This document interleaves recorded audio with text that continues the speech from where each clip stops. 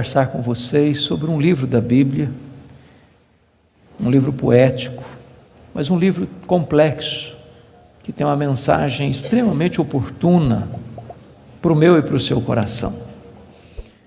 E a minha oração é que a história deste livro, que a história desse personagem, nos encoraje, nos abençoe, nos fortaleça. Por isso eu quero convidar você para abrir sua Bíblia comigo no livro de Jó, no capítulo 1, Jó capítulo 1, nós vamos ler dos versos 6 a 12, Jó capítulo 1, 6 a 12.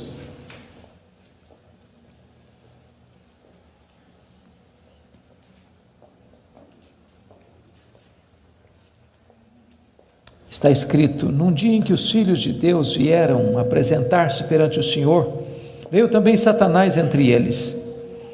Então perguntou o Senhor a Satanás: de onde vens? Satanás respondeu ao Senhor e disse: de rodear a terra e passear por ela.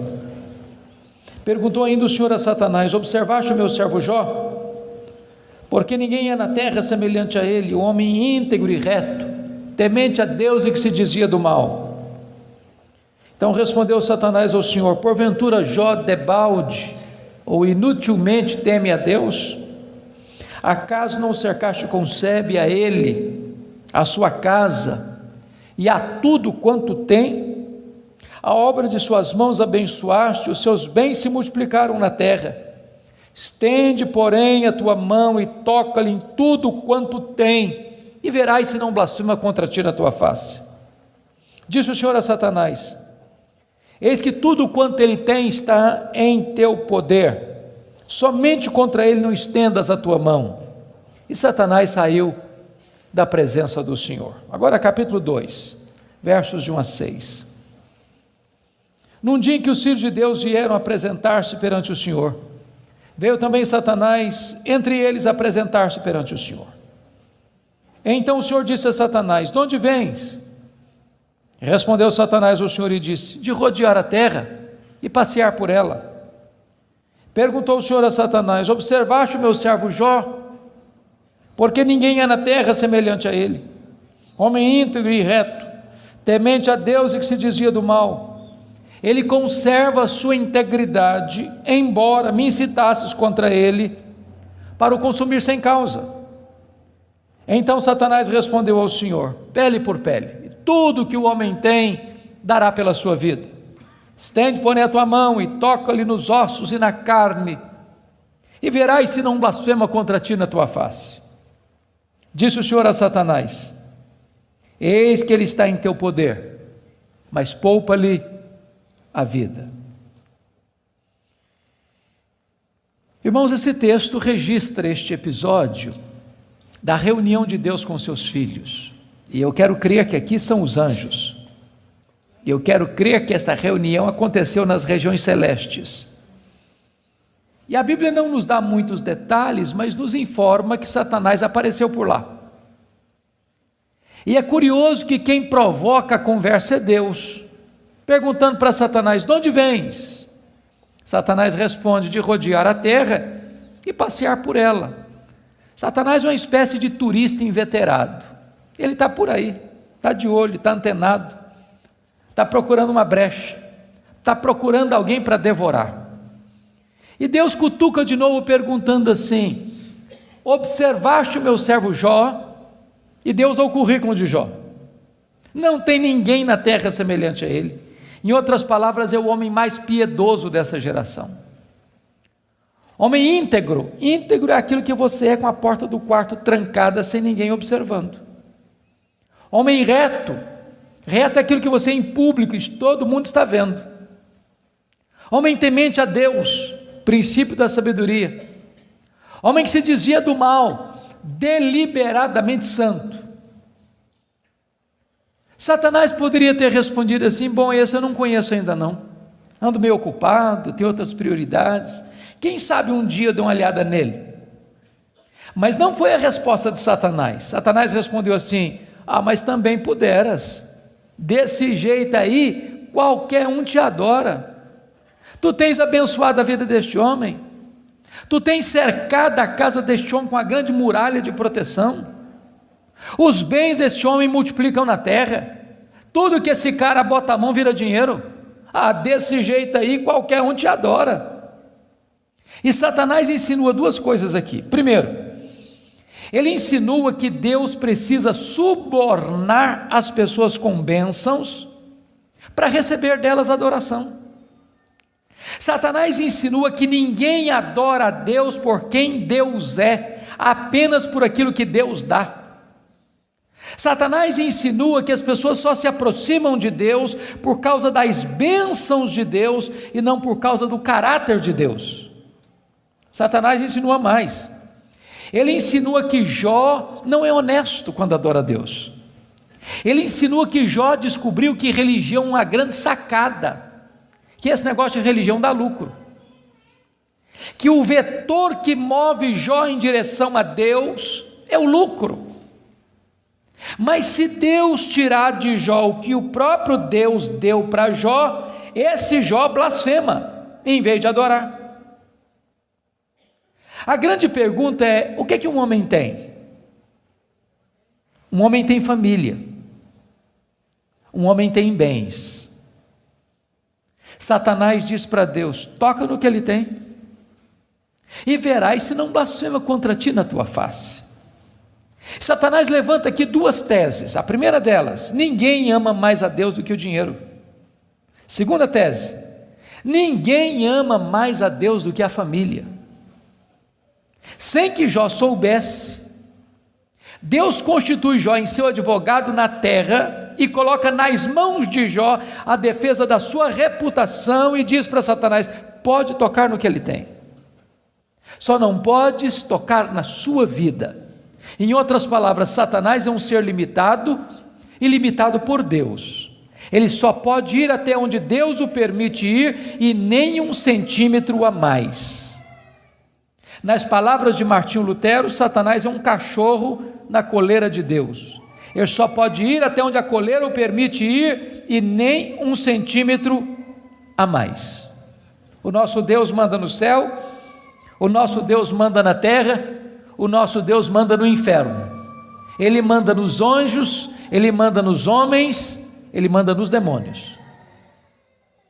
Agora, com a permissão de Deus, obviamente, Satanás sai dali para fazer um verdadeiro terremoto na vida financeira de Jó. Confira comigo, capítulo 1, versículo 3, quão rico era este homem.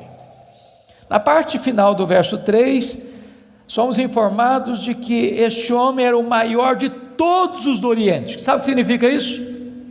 Ele era o homem mais rico da sua geração. Já fomos informados que ele era o mais piedoso. Agora somos informados que ele é o mais rico. E aqui cai um mito. O mito de que um homem rico não pode ser piedoso. Não é verdade isso. É possível ser rico e o mais rico, e é possível esse rico ser piedoso e o mais piedoso. O problema não é ter dinheiro, o problema é o dinheiro nos ter. O problema não é ter dinheiro no bolso, o problema é entronizar dinheiro no coração. O problema não é o dinheiro, o problema é o amor do dinheiro. Agora notem vocês que no capítulo 1, versículo 15, 16 e 17, Satanás vai usar 3 elementos para levar Jó à falência: os sabeus, o fogo e os caldeus. E não foi numa semana, num mês, num ano, numa década, foi num único dia que o homem mais rico da sua geração entra em colapso financeiro, vai à falência. Ora, você e eu conhecemos gente que por muito menos blasfema contra Deus, por muito menos levanta os punhos contra os céus, por muito menos dá um tiro na cabeça. A pergunta é: será que a tese de Satanás era verdadeira? Será que ninguém ama mais a Deus do que o dinheiro? Será que Jó blasfemaria contra Deus? A resposta está no versículo 21 do capítulo 1. Quando Jó recebe a notícia de que ele está falido, ele diz assim: nu saí do ventre da minha mãe, nu eu voltarei. Sabe o que ele está dizendo? Eu não trouxe nada para o mundo, eu não vou levar nada do mundo, portanto o que eu ganhei entre o berço e a sepultura não é a razão da minha vida. Ele derrota a primeira tese de Satanás, ele prova que ele ama mais a Deus que o dinheiro, ele prova que ele serve a Deus, não por aquilo que Deus dá, mas por quem Deus é. Mas agora vem a segunda tese: ninguém ama mais a Deus do que a família. Vocês concordam comigo certamente, e quem tem mais de 2 filhos aqui, sabem disso, ou 2 filhos, a partir de 2 filhos, os filhos não são naturalmente unidos, não são. Quando você vê uma família unida, os filhos unidos, pode saber, por trás tem um pai, tem uma mãe que acompanha, que orienta, que aconselha, que intercede, que exorta, que costura essa unidade. Agora, quando tem dinheiro é mais complicado ainda, porque dinheiro não tem liga, dinheiro não tem amálgama. Se você perceber no capítulo 1, versículo 2, Jó tinha 7 filhos e 3 filhas. E você nota que os filhos de Jó eram unidos, caminhavam juntos, celebravam juntos, festejavam juntos. Mas por que esses filhos são unidos? Capítulo 1, versículo 5 responde: porque Jó era um pai que orava pelos filhos, já era um pai que chamava os filhos para exortá-los, já era um pai que levantava sacrifícios em favor dos seus filhos. Ele estava preocupado com a salvação deles, com a santificação deles, com a piedade deles, e a preocupação de Jó não era apenas com a reputação dos filhos, que eles pecassem contra Deus no seu coração. Jó estava mais preocupado com a glória de Deus do que com a reputação dos filhos. Mas agora, com a permissão de Deus, não foi um dia, uma semana depois, um mês depois, um ano depois, nem uma década depois, foi no mesmo dia da tragédia financeira, que Jó recebe o mais amargo recado: seus 10 filhos morreram num único acidente. Agora pense comigo, o que é um homem, o que é um pai, o que é uma mãe, levar para o cemitério todos os seus filhos num único dia. Como é que ele volta de lá? Como é que ele recomeça a vida? Como é que ele se ergue do luto? Como é que ele escreve dali para frente o seu futuro? Será que Jó blasfemaria contra Deus? Será que de fato ninguém ama mais a Deus do que a família? Será que a tese de Satanás era verdadeira? A resposta está no capítulo 1, versículo 20. Quando Jó recebe a notícia dessa tragédia, diz a Bíblia que ele rasga o seu manto, que ele raspa a cabeça, que ele se prostra, que ele adora, e ele diz: o Senhor Deus deu, o Senhor Deus tomou, bendito seja o nome do Senhor. Ele derrota aqui a segunda tese de Satanás. Ele prova que ele ama mais a Deus do que a família. Ele prova que ele serve a Deus não pela bênção de Deus, mas pelo caráter de Deus, não por aquilo que Deus dá, mas por quem Deus é. Mas aí vem o capítulo 2. E no capítulo 2, mais uma vez os filhos de Deus se reúnem. E eu quero crer que os anjos, eu quero crer que nas regiões celestes. E mais uma vez Satanás aparece por lá. E é curioso que Deus é quem provoca a conversa de novo, perguntando para ele: de onde vens? Satanás responde: de rodear a terra e passear por ela. Sabe o que ele está dizendo? Não mudei minha agenda, estou fazendo o que eu sempre fiz, eu estou por aí, eu estou de olho, estou antenado, estou vivo e ativo no planeta Terra, estou procurando uma brecha, estou procurando alguém para devorar. E Deus cutuca outra vez, perguntando assim: observaste o meu servo Jó? E Deus dá o currículo de Jó sem alterar uma vírgula: não tem ninguém na terra semelhante a ele, homem íntegro, reto, temente a Deus, que se dizia do mal. Me incitasses contra ele sem causa para o destruir, mas ele permanece íntegro. Sabe o que Deus está dizendo? Satanás, suas teses são mentirosas, suas teses são falsas. Jó provou que me ama mais do que o dinheiro, mais do que a família. Jó provou que me ama não por aquilo que eu dou para ele, mas por quem eu sou. Aí Satanás levanta a terceira tese: pele por pele, e tudo que o homem tem dará pela sua vida. Toca-lhe nos ossos, toca-lhe na carne, e verás se não blasfema contra ti na tua face. A terceira tese de Satanás é essa: ninguém ama mais a Deus do que a si mesmo? Sem que Jó soubesse, Deus constitui Jó em seu advogado na terra e coloca nas mãos de Jó a defesa da sua reputação e diz para Satanás: pode tocar nos ossos dele, pode tocar na carne dele, só não podes tirar a vida dele. Satanás é um ser limitado e limitado por Deus. Ele só pode ir até onde Deus o permite ir e nem um centímetro a mais. Mas com a permissão de Deus, Satanás sai dali para colocar uma doença maligna em Jó, ferida do alto da cabeça à planta dos pés. E eu imagino essa cena. Jó está falido, Jó está enlutado, e agora o seu corpo começa a ficar chagado. Feridas vão arrebentando por todo o seu corpo. Seu corpo fica cheio de pus, sua pele vai ficando necrosada, ele vai ficando mal cheiroso, ele é uma chaga viva, ele é um aborto vivo. E diz a Bíblia que outras bolhas vão se formando, e ele precisa pegar um caco, talvez de telha, para raspar sua pele necrosada. Bolhas vão se formando e se formando, e ele tem que morder nessas bolhas para tentar aliviar a sua dor. Ele não consegue comer, ele não consegue dormir, a dor não dá pausa, não dá trégua, e ele vai ficando magro, magérrimo, macérrimo, encarquilhado, de couro furado pelas costelas em ponta, no auge da sua dor, do seu desespero. A sua mulher olha para ele, um espectro humano, uma chaga viva, se revolta contra Deus e diz: ainda conservas a tua integridade, Jó? Amaldiçoa o teu Deus e morre. Deus não é digno de ser adorado no sofrimento. Acaba com isso, tenha hombridade e coragem de dar cabo da sua vida. E Jó responde para ela no capítulo 2, verso 10: tu falas como uma louca. Nós temos recebido o bem de Deus, não receberíamos também o mal? Em tudo isso, diz o texto, Jó não pecou contra Deus com os seus lábios. Ele derrota aqui a terceira tese de Satanás. Ele provou que amava mais a Deus do que a si mesmo. Ele provou que ele servia a Deus não por aquilo que Deus dá, mas por quem Deus é. Mas confira comigo capítulo 2, versículo 11.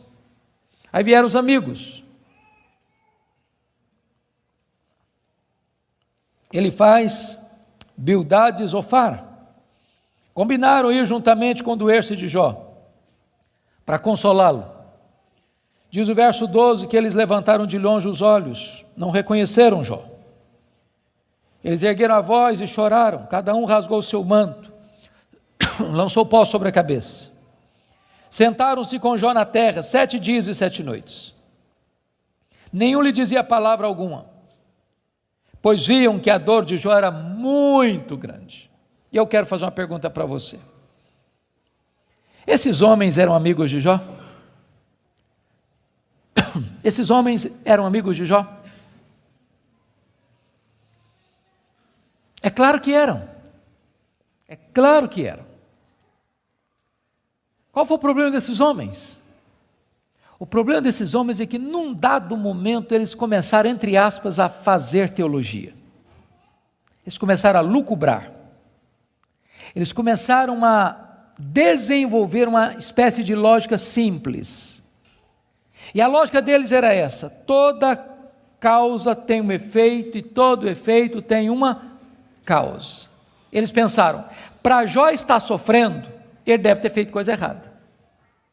Mas para ele estar sofrendo muito, ele deve ter feito muita coisa errada. Mas eles não só pensaram, eles falaram. Mas eles não só falaram, eles falaram para Jó. E eles assacaram contra Jó os mais pesados libelos acusatórios. Chamaram Jó de adúltero, chamaram Jó de ladrão, chamaram Jó de louco. Falaram para Jó que Deus havia matado os filhos dele por causa da loucura dele. Falaram para Jó que ele tinha ficado rico porque tinha roubado os órfãos e as viúvas. E eles foram massacrando Jó. E eles foram cravejando Jó com as suas setas mais venenosas. E eles foram esmagando Jó com as suas críticas mais desumanas e cruéis. Eles foram passando Jó debaixo do rolo compressor da impiedade. O que é que Jó fez? O que você e eu faríamos? Ele começa a perguntar assim para Deus: por que, meu Deus? Mas por que eu estou sofrendo? Mas por que a minha dor não cessa? Mas por que os meus filhos morreram? Mas por que eu não morri no ventre da minha mãe? Mas por que eu não morri ao nascer? Mas por que os seios da minha mãe não estavam murchos de leite para eu morrer de fome? Mas por que o Senhor não me mata de uma vez? Ele levantou os céus 16 vezes esta mesma pergunta: por quê, por quê, por quê, por quê? Ele levantou aos céus 34 queixas contra Deus. Sabe qual foi a resposta de Deus para ele? O total silêncio. Nenhuma palavra, nenhuma explicação, nenhuma luz no fim do túnel, nenhum sinal do seu favor. E eu posso garantir a vocês que pior do que sofrer é sofrer sem explicação. O silêncio de Deus grita mais alto nos nossos ouvidos do que o barulho mais ruidoso das circunstâncias mais adversas. Se vocês não estão notando, Jó está sendo golpeado por todos os lados. Ele está sendo encurralado, emparedado, entrincheirado por circunstâncias medonhas. Ele está sendo golpeado nas 5 áreas mais importantes da vida. Por exemplo, área financeira. O homem mais rico vai à falência.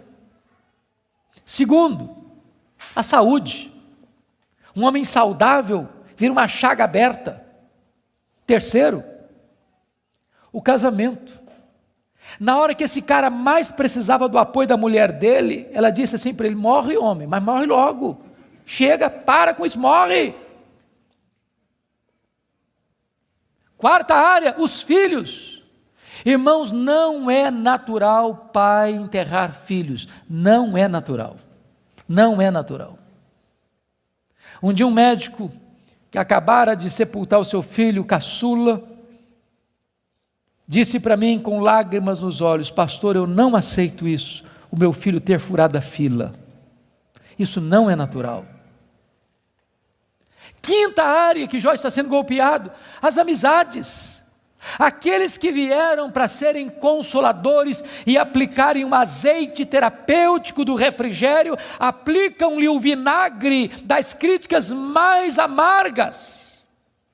Esse homem está sendo golpeado por todos os lados. Esse homem, na verdade, está no fundo de um poço. Não tem mais nada para perder. Mas quando você está no fundo de um poço, só tem uma direção para olhar: é para cima. É para o alto, é para Deus. E quando ele olhou para cima, ele arranca do peito um brado de esperança e diz assim: mas uma coisa eu sei, é que o meu Redentor vive, e por fim revestir este meu corpo de pele, eu verei o meu Redentor.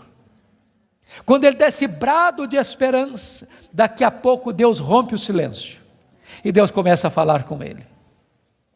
Mas quando Deus rompe o silêncio, Deus não responde nenhuma das 16 perguntas de Jó. Quando Deus rompe o silêncio, Deus não responde nenhuma das 34 queixas de Jó.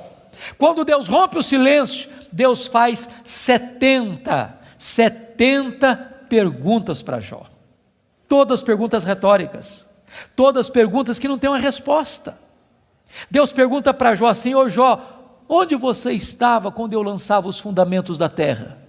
Ô Jó, onde você estava quando eu espalhava as estrelas no firmamento? Ô Jó, onde você estava quando eu cercava as águas do mar para elas não invadirem a terra? Ô Jó, me explica aí, onde fica o reservatório do vento? Me explica, Jó, como é que eu formo a geada?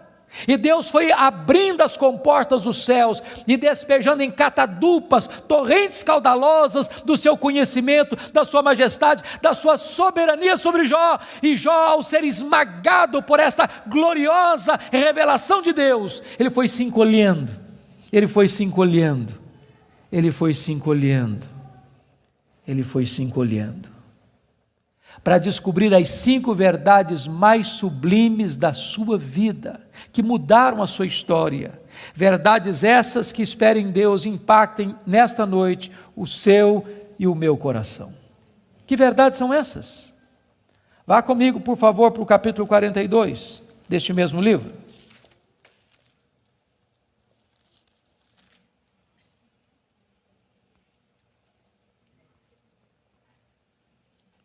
A primeira verdade que mudou a história de Jó, irmãos, está aqui no capítulo 42, versículo 1 e versículo 2. Então respondeu Jó ao Senhor: bem sei que tudo podes. Primeira coisa que ele descobre é a onipotência de Deus. Deixa eu dizer uma coisa para você maravilhosa. Você e eu temos impossibilidades intransponíveis. Intransponíveis. Eu gosto muito de ler. Procuro visitar uma livraria pelo menos uma vez por semana, para ver o que está saindo. Você sabe que no Brasil e no mundo, os 2 tipos de livros que mais são publicados, primeiro são livros de autoajuda. Depois, livros que ensinam você a ficar rico rápido. São os livros que mais são publicados. Toda semana tem livro novo nessa área. E esses livros dizem assim para você: você tem a força, você é capaz, você tem o poder, você é um gigante, há poder nas suas palavras, basta você fazer cócega no seu interior e levantar-se-á daí um gigante. Sabe o que a Bíblia diz? Exatamente o contrário disso. A Bíblia diz que você e eu somos fracos, mas muito fracos.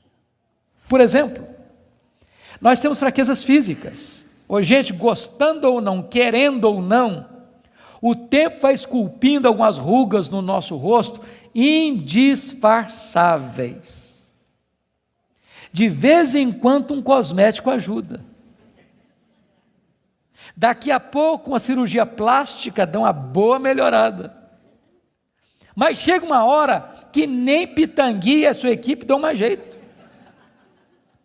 As pernas ficam bambas, os joelhos trôpegos, as mãos descaídas, os olhos embaçados, e diz os entendidos que cada fio de cabelo branco que brota na sua cabeça é a morte chamando você para um duelo. E eu acho até um exército acampado ao meu redor. Nós temos fraquezas físicas.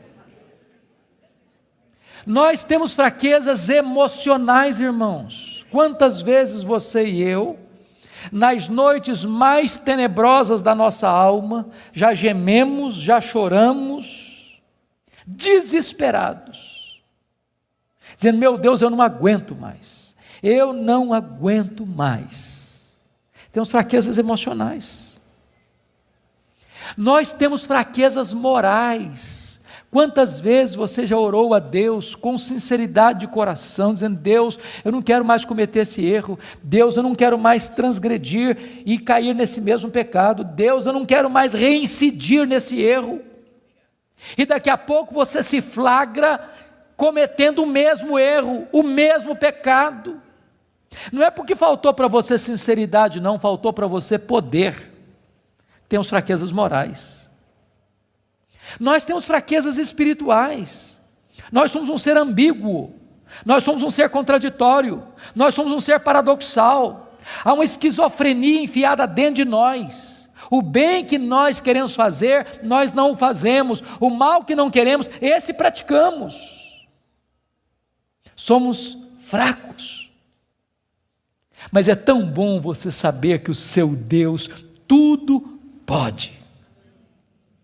Não há impossíveis para Ele, não há doença incurável para Ele, não há vida irrecuperável para Ele, não há casamento sem solução para Ele, não há causa perdida para Ele. Ele pode tudo quanto Ele quer, Ele é o todo-poderoso Deus. A grande pergunta, portanto, é esta: quem é o seu Deus? Quão grande é o seu Deus? Quão majestoso é o seu Deus? A W. Tozer, um dos mais importantes escritores do século passado, ele diz que o maior problema da igreja é que ela passa a maior parte do tempo tomando o seu próprio pulso e olhando para o seu próprio umbigo. Quando na verdade o nosso principal propósito deveria ser de conhecer a Deus. Porque Daniel 11:32 diz que aquele que conhece a Deus é um povo forte e ativo. Quem é o seu Deus? Quão grande é o seu Deus? Quão majestoso é o seu Deus?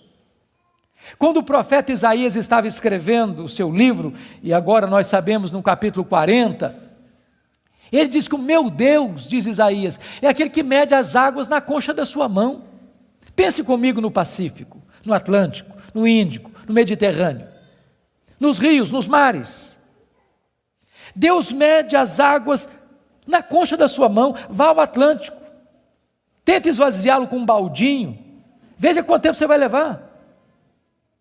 Diz: o meu Deus é aquele que pesa o pó das montanhas em balança de precisão, como se estivesse pesando partículas de ouro. Ele diz: o meu Deus, ele mede os céus a palmos. Ele diz: o meu Deus espalha as estrelas no firmamento, e por ser forte em força e grande em poder, quando as chama, nenhuma delas vem a faltar. Agora pergunte para um astrônomo, qual é o tamanho desse universo que Deus mediu a palmos? Sabe qual é a resposta dele? Eu não sei. Mas você sabe. Você sabe. Você sabe que o universo não é infinito, porque a infinitude é um atributo exclusivo de Deus. Mas os astrônomos afirmam que o nosso universo tem mais de 93 bilhões de anos-luz de diâmetro. O que significa isso? Significa que se você pudesse voar à velocidade da luz, 300 mil quilômetros por segundo, nessa velocidade você demoraria mais de 93 bilhões de anos para ir de uma extremidade à outra do universo. Pois Deus criou tudo isso, Ele é maior do que tudo isso, Ele é seu Pai, e Ele está dizendo, Ele tudo pode. Pergunte a um astrônomo quantas estrelas existem. Sabe qual é a resposta dele? Eu não sei. Mas eles afirmam categórica e insofismavelmente que há mais estrelas no universo do que grãos de areia em todas as praias e desertos do nosso planeta. Vá um dia à praia, encha a concha da sua mão de areia, leve para casa, bote numa tábua de vidro e conte quantos grãos de areia você consegue colocar na concha da sua mão. Há mais grãos de areia, há mais estrelas no firmamento que todos os grãos de areia de todas as praias e desertos do nosso planeta. Deus não apenas criou todas elas, Deus conhece cada uma delas pelo nome, e por ser forte em força e grande em poder, quando as chama, nenhuma delas vem a faltar. Este é o seu Deus, Ele tudo pode. Mas não é apenas o macro-universo que nos impressiona, não, o micro também. Se você for hoje na sua casa, lá no quintal ou na varanda que tem uma planta, tire lá uma folha, por mais tenra e delgada que ela seja, ela é tão complexa quanto a região metropolitana da Grande Campinas. Chegue em casa hoje, vá na geladeira, pega um ovo, quebre numa frigideira. Aquela gema é mais complexa do que qualquer máquina que o homem jamais inventou. Dr. John Wilson, que é uma das maiores autoridades em oftalmologia no mundo, disse que há em cada um dos nossos olhos em torno de 2 milhões de fios duplos encapados, e se não for assim haveria um curto-circuito e nós ficaríamos cegos. Dr. Marshall Nirenberg, prêmio Nobel de Biologia, fez uma das mais fantásticas descobertas no século passado. Ele descobriu que nós somos um ser programado geneticamente. Ele descobriu que nós somos um ser computadorizadamente, geneticamente. Ele descobriu que você e eu temos em torno de 60 trilhões de células vivas no nosso corpo. Ele descobriu que em cada uma dessas células nós temos 1,70 m de fita DNA, onde estão gravados e computadorizados todos os nossos dados genéticos, a cor dos nossos olhos, a cor da nossa pele, o nosso temperamento. Se você espichar a fita DNA do seu corpo, você tem 102 trilhões de metros de fita DNA, você tem 102 bilhões de quilômetros de fita DNA no seu corpo. daria para dar diversas voltas no sistema planetário. Dr. Lowy vai dizer que códigos de vida não se originam espontaneamente. Códigos de vida não se originam de uma explosão de milhões, de uma explosão, a mega explosão cósmica. Códigos de vida não se originam de uma evolução de milhões e milhões de anos. Códigos de vida foram plantados em você pelo Deus Todo-Poderoso, Criador dos céus e da terra. Ele tudo pode. Deixa eu ilustrar isso para você. Um pai caminhava pela rua com seu filho de 4 anos. Eu acho que todos vocês concordam comigo que as crianças parece que fizeram um curso de pós-doutorado em perguntas difíceis. Eu não conheço ninguém que faz pergunta mais complicada do que criança. E o menino voltou para o pai e perguntou assim: papai, qual é o tamanho de Deus? E o pai engasgou, porque não tinha uma resposta pronta para um menino de 4 anos. Permaneceu em silêncio, continuou caminhando. Daqui a pouquinho o pai escuta o ronco das turbinas de um avião supersônico lá nas alturas excelsas e diz: filho, olha para cima. O menino olhou: está vendo aquele avião, filho? Estou vendo, papai, estou vendo. Qual é o tamanho daquele avião, filho? Ah, papai, muito pequeno, estava muito longe.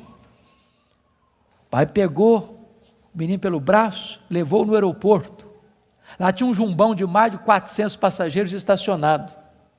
O pai chegou bem próximo e disse: filho, está vendo esse avião? Estou, papai, estou vendo.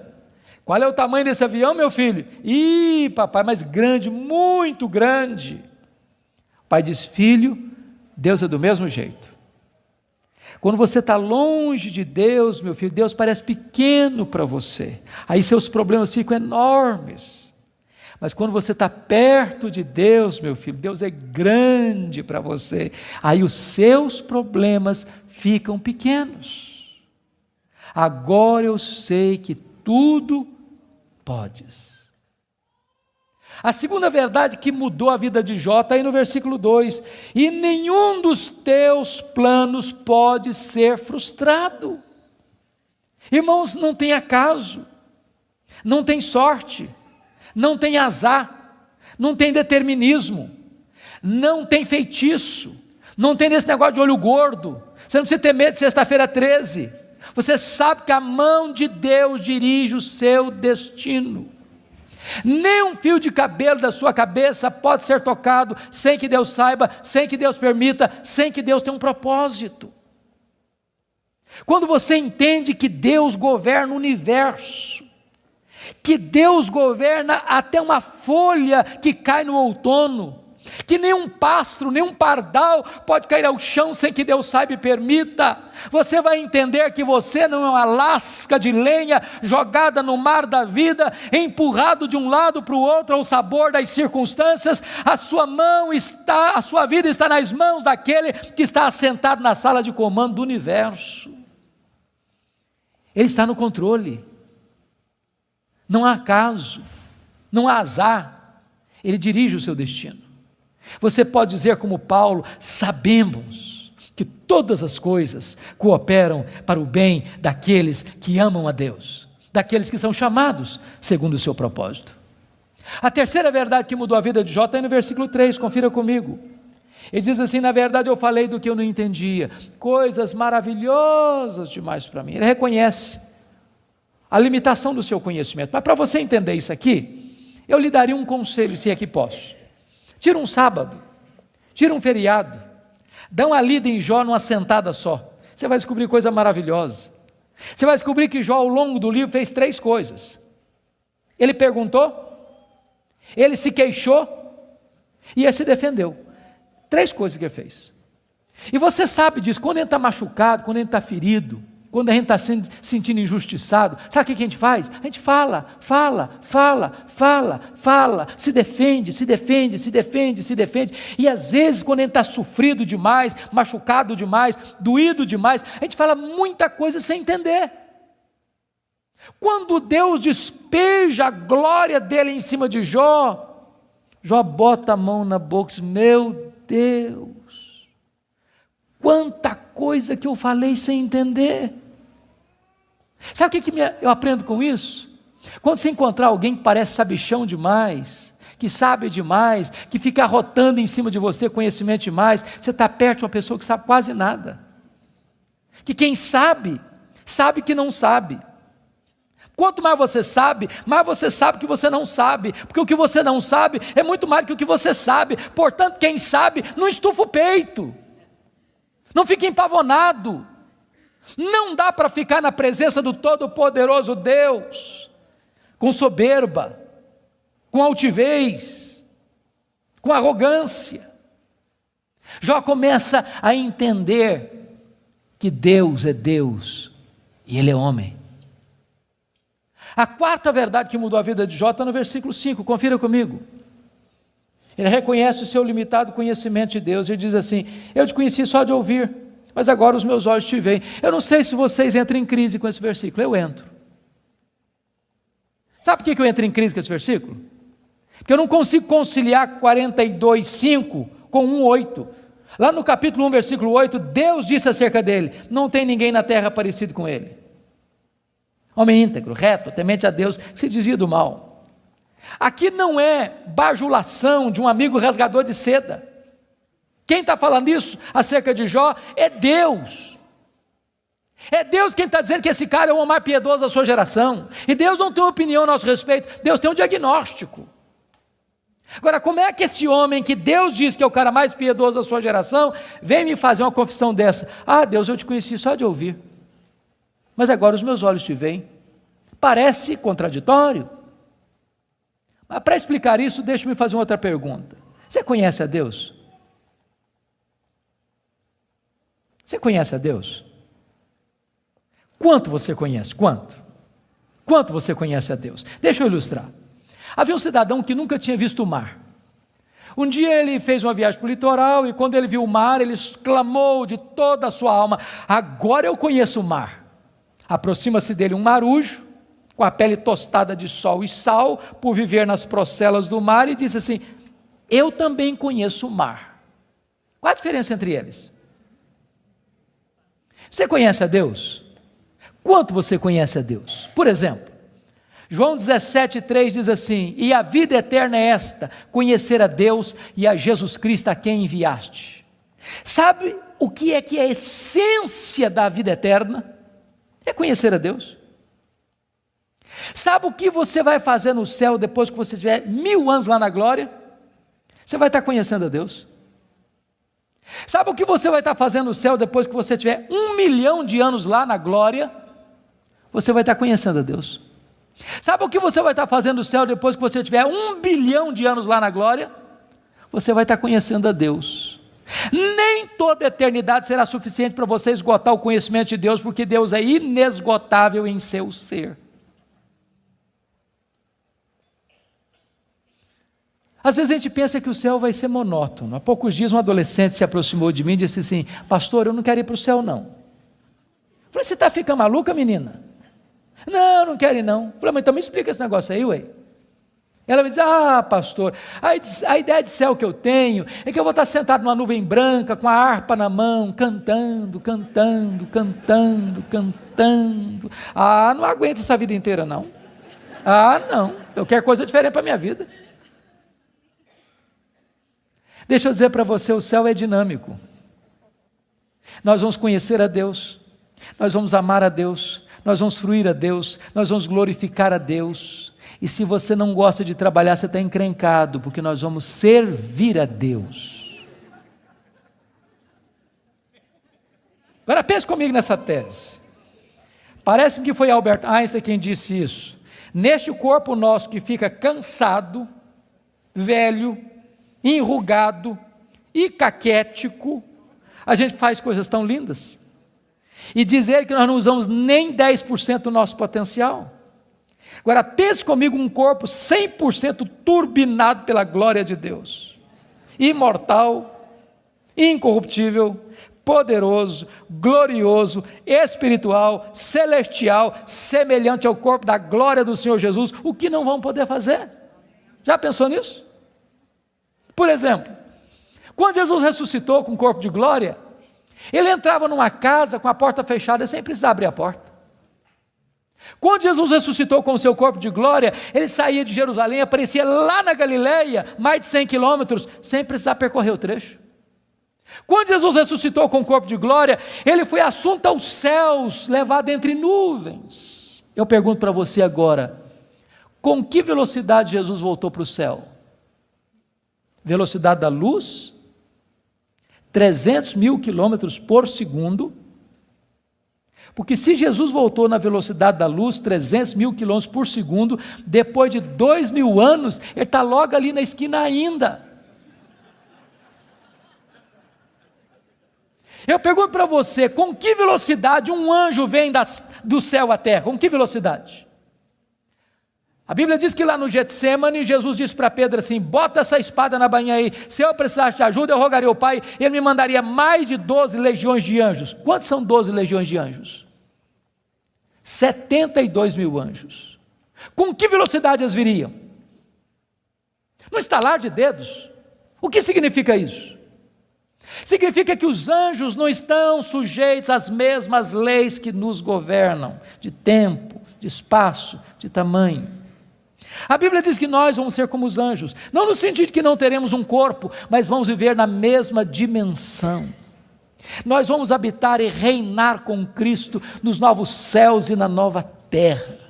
Vamos servir a Ele, vamos trabalhar para Ele, vamos glorificar a Ele, vamos conhecê-lo, e jamais chegará um dia na eternidade que a gente possa dizer assim, agora eu conheço tudo a respeito de Deus, não tem mais nada para conhecer, porque esse dia jamais chegará, porque Deus é inesgotável em seu ser.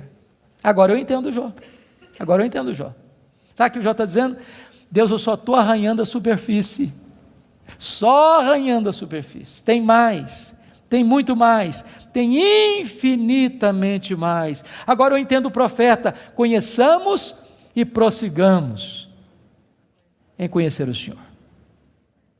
Mas a última verdade que mudou a vida de Jó está no versículo 6, confira comigo. Ele diz assim, por isso eu me abomino e eu me arrependo no pó e na cinza. Ele reconheceu a enormidade do seu pecado. E aqui eu entro em crise de novo. Porque essa confissão aqui cabe bem na boca de um ladrão, de um assassino, de um adúltero, de um corrupto. Mas não cabe na boca do camarada que o próprio Deus diz que ele é o mais piedoso da sua geração. Eu me abomino. E eu me arrependo no pó e na cinza. Como é que você vai entender isso? A grande questão aqui é a seguinte, irmãos, as pessoas que mais sofrem e lamentam os seus pecados, não são as pessoas que mais pecam. As pessoas que mais choram, lamentam e confessam os seus pecados, são as pessoas que mais perto de Deus andam. Quem anda longe de Deus, nem consciência de pecado tem. Eu estava pregando, final do ano passado, no Hospital Cruz Azul, em São Paulo. E a Eleni Vassão, que é capelã, me disse, nós lidamos com uma situação muito triste, agora recente.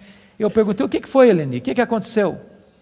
Ela me disse que chega no hospital uma moça, com seus pais, com hemorragia muito severa. E quando o médico foi examinar aquela moça, o médico disse, essa menina acabou de ter um bebê. Essa moça acabou de ter um bebê. E a moça protestou, falou, não, o senhor está enganado, eu não estava grávida não.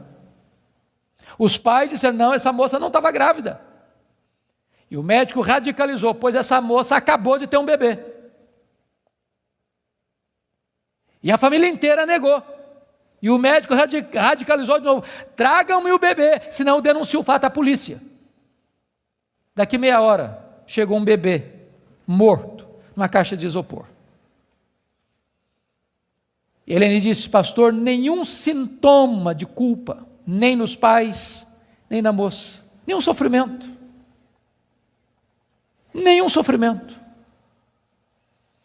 Há poucos dias em São Paulo eu vi um cidadão que recebeu R$3.000 para matar uma outra pessoa, pistoleiro de aluguel. Eu nunca tinha visto aquele homem nunca tinha falado mal dele, nunca tinha feito mal para ele. Ele recebeu R$3.000, botou no bolso, foi lá, deu 5 tiros na pessoa, matou a pessoa, foi para casa, tomou um banho, jantou e dormiu. Nenhuma culpa. Mas quem anda na presença de Deus, aquele que é santo, santo, santo, não pode se aproximar dele, sem dizer: ai de mim, Senhor, ai de mim, Senhor, eu estou perdido.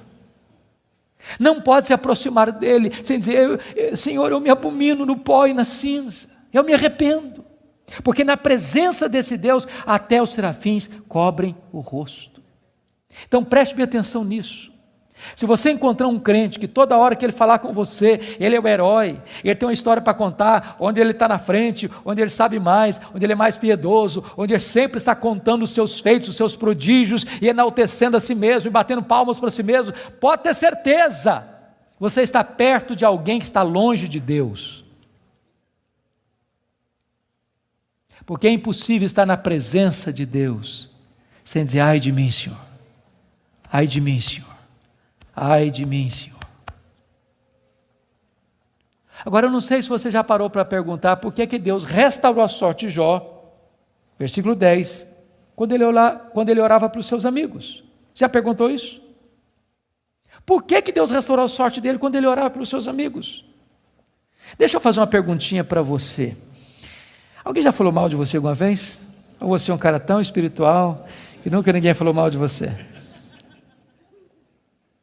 O que você sente quando alguém fala mal de você? Você fica feliz? Você dá pulos de alegria? O que vocês acham que Jó sentiu quando os amigos dele falaram assim: você é um ladrão, cara? Ô Jó, você é adúltero. Sabe por que você está rico assim, que você ficou rico, cara? Você roubou as viúvas, roubou os órfãos. Ô Jó, sabe por que você enterrou aqueles meninos? Você é louco, Deus pesou a mão sobre você, porque você é louco, por isso que os meninos morreram, além de enterrar os filhos, ainda recebe a culpa. O que vocês acham que Jó sentiu, irmãos? Sabe o que ele fez? Ele se defendeu, mas quem se defende, sabe o que tem às vezes no coração? Dor, mágoa, ressentimento. Sabe o que Deus está falando para esse homem ser restaurado? Deus está dizendo: meu filho, saia desta arena da autodefesa e entre na brecha da intercessão. Porque enquanto você se defende e tem mágoa, mas você não consegue orar por alguém e ter mágoa desse alguém ao mesmo tempo. Quando você ora por alguém, a oração restaura você e restaura as pessoas pelas quais você ora. Enquanto Jó orava, Deus restaurou a sua sorte.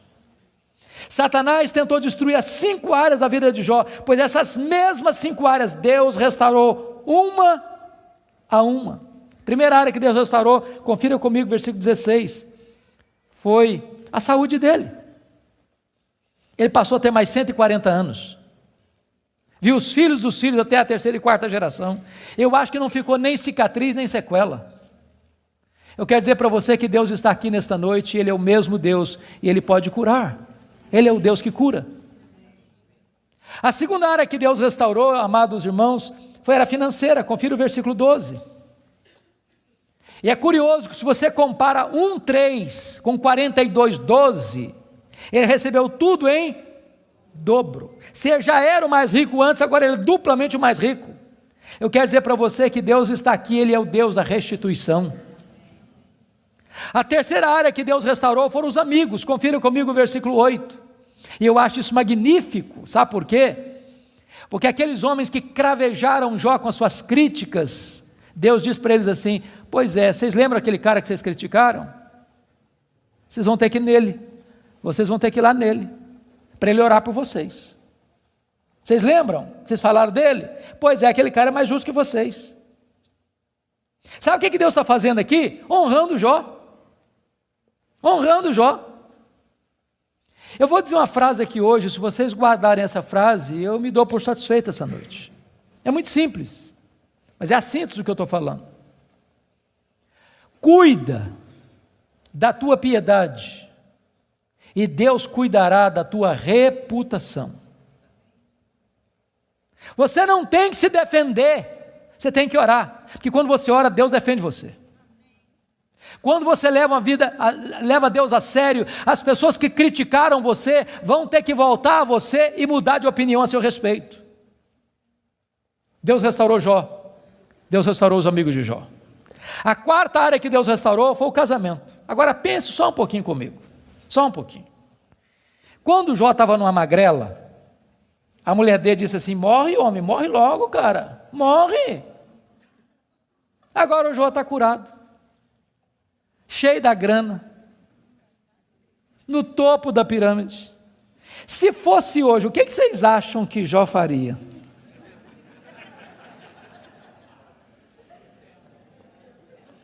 Eu acho que ele ia dizer assim: você queria que eu morresse, né? A fila andou, minha filha. Estou noutra. Irmãos queridos, Deus não faz a obra pela metade. Deus curou o coração da mulher dele, Deus curou o coração dele, Deus restaurou o casamento deles. Há poucos dias, chegou uma mulher para mim e disse assim: pastor, eu estou me divorciando. Eu tomei um susto, falei: mas divorciando? Falei: estou me divorciando. E eu perguntei: mas por quê? Ela olhou fundo nos meus olhos e disse: pastor, secou. Está claro? Vou precisar botar a legenda. E eu falei: secou, filha? Secou. Falei: então tem esperança. Mas como tem esperança? Minha filha, você não leu na Bíblia lá que a vara seca de Arão floresceu? Pois Deus faz o que está seco florescer. Ela falou: pastor, o senhor está meio bruto, o senhor não me entende não, o senhor não compreende a minha linguagem, não, eu estou falando do senhor que morreu. Está claro agora? Morreu. Eu falei: morreu, filha? Morreu, sim, senhor. Falei: então tem esperança. Ué, você não já leu na Bíblia que Jesus ressuscita os mortos? Pois Jesus ressuscita esse sentimento que está morto aí, ué. Pastor, o senhor está ficando biruto, o senhor não está me entendendo não, eu estou falando para o senhor que acabou, está claro agora, acabou. Falei: acabou, filha? Ué, então tem esperança. Ué, você não leu na Bíblia lá que Deus chama a existência as coisas que não existem? Deus pode chamar a existência o que não tem aí, ué. Você não vai divorciar essa semana não, nós vamos orar uma semana, daqui a semana você volta aqui. Passou uma semana, ela voltou. Falei: pastor, acabou a vontade de divorciar. Deus está mudando meu coração, estou animado e nós vamos continuar juntos. Deixa eu dizer uma coisa para você: Deus está aqui. E Deus é o Deus que restaura casamentos quebrados. Finalmente, a última área que Deus restaurou, com os filhos. Capítulo 1, versículo 2, quantos filhos Jó tinha? 10 filhos. 42, 13, quantos filhos Jó vai ter agora? Quantos? 10. Aí vocês dizem: bom, então não foi tudo em dobro. Porque se ele tinha 10 e Deus deu tudo em dobro, quanto é que devia ter agora? 20. Então não foi tudo em dobro.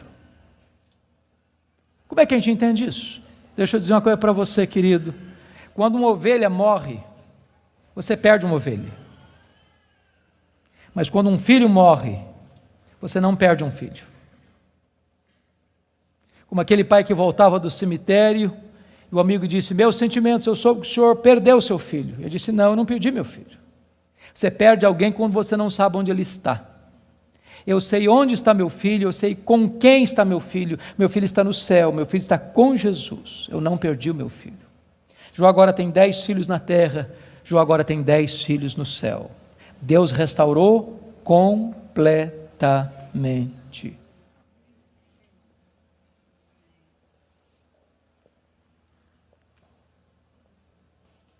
Sabe qual era a intenção de Satanás? Colocar Jó longe de Deus. Sabe o que Satanás conseguiu? Colocar Jó mais perto de Deus. Sabem por quê? Porque os planos de Deus não podem ser frustrados. Que grande Deus nós temos. Que maravilhoso Deus nós temos. Que majestoso Deus nós temos. Você e eu fomos criados para a glória de Deus. Você e eu vivemos para a glória de Deus. A vida não faz sentido longe de Deus. Ele é a razão da nossa vida.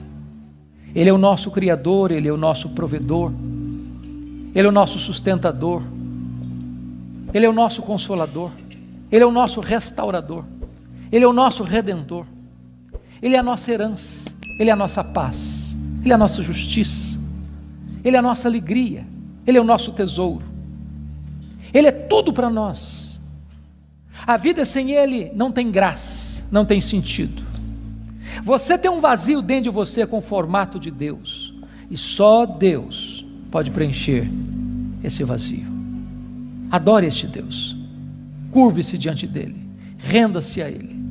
Ele está no controle do universo, mas Ele está no controle da sua vida. Nada, nem ninguém pode frustrar o plano dEle na sua história, na sua vida. Eu quero orar por você nesta noite. Se você deseja que Deus se manifeste a você, e você quer colocar sua vida nas mãos dEle, onde você está, fique em pé. Eu quero orar em seu favor.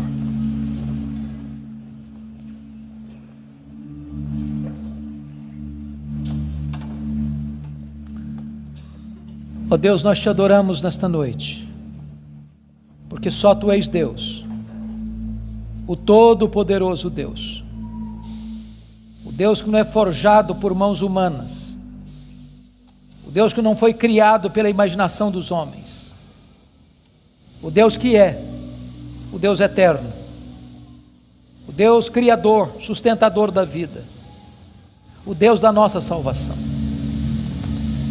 Tu estás aqui neste lugar, ó Deus, e nós te rogamos que Tu sondes os nossos corações, Tu olhes para nós, que Tu nos visites, que Tu nos restaures. E se porventura entrou alguém aqui, Deus, sem Te conhecer como Deus pessoal, que esta seja a noite da reconciliação contigo, a noite da salvação, a noite da restauração. Se alguém entrou aqui, Deus, passando crises na vida financeira, na saúde, no casamento, na relação com os filhos, na relação com os amigos, que essa seja uma noite de cura e de restauração. Se alguém entrou aqui, Deus, cheio de perguntas e de queixas, sem respostas, que nesta noite Tu te reveles a este coração, dando respostas aos céus, que aliviem a alma, que aquietem o coração. Conceda a Tua graça sobre o Teu povo, derrama sobre nós a luz do Teu rosto. Queremos viver para Te conhecer, para Te honrar, para Te exaltar, para nos deleitarmos em Ti, porque Tu és a fonte de todo o nosso prazer. Glória ao Teu nome, pela Tua palavra, glória ao Teu nome, pela Tua igreja, glória ao Teu nome, pelas famílias aqui presentes, glória ao Teu nome, por esse tempo precioso de culto. Nós Te adoramos, na pessoa do Teu Filho, nosso Redentor. Aleluia. Amém.